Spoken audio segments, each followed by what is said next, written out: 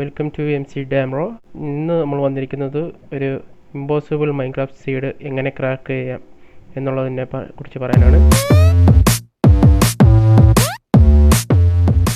അപ്പം ഈ ഒരു സീഡ് ഇപ്പം നമ്മൾ സ്പോൺ ആവുന്നത് നമുക്കുള്ള സ്പോൺ പോയിന്റ് ഇതായിരിക്കും. വാട്ടർ ഫോൾസ് ഉണ്ട്.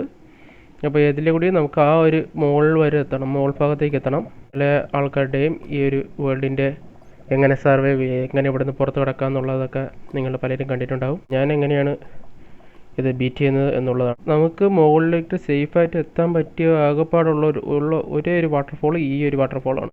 ഹാർഡ് കോർ കളിക്കാൻ പറ്റുന്ന ഒരു വേർഡല്ല, കാരണം എന്തായാലും ലാബാണ്. ലാബിൽ നമുക്കത് നീന്താൻ പോലും പറ്റത്തില്ല. എൻഡർമാനെ കൊന്ന് IF എൻഡർ കിട്ടുകയാണെങ്കിൽ മാത്രം നമുക്ക് ഇവിടുന്ന് സർവൈവ് ചെയ്യാൻ പറ്റത്തുള്ളൂ.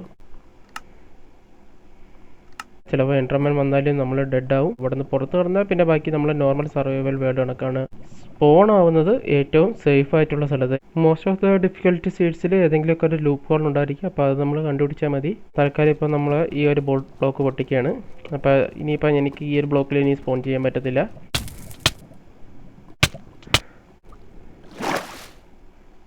ചാടി നോക്കാം, എത്തുമെങ്കിൽ നമ്മുടെ അടുത്ത സീരീസ് തുടങ്ങുന്നുണ്ട്. അപ്പോൾ ബൈ. ചത്തില്ല. അപ്പോൾ നമ്മൾ ഇനി അടുത്തൊരു സർവൈവൽ സീരീസ് നമ്മൾ തുടങ്ങുന്നുണ്ട്. അപ്പോൾ എല്ലാവരും ഡു ചെക്ക് ഇറ്റ് ഔട്ട്. നമ്മളൊരു 28-ാം തീയതി തൊട്ടാണ് വിചാരിച്ചിരിക്കുന്നത്.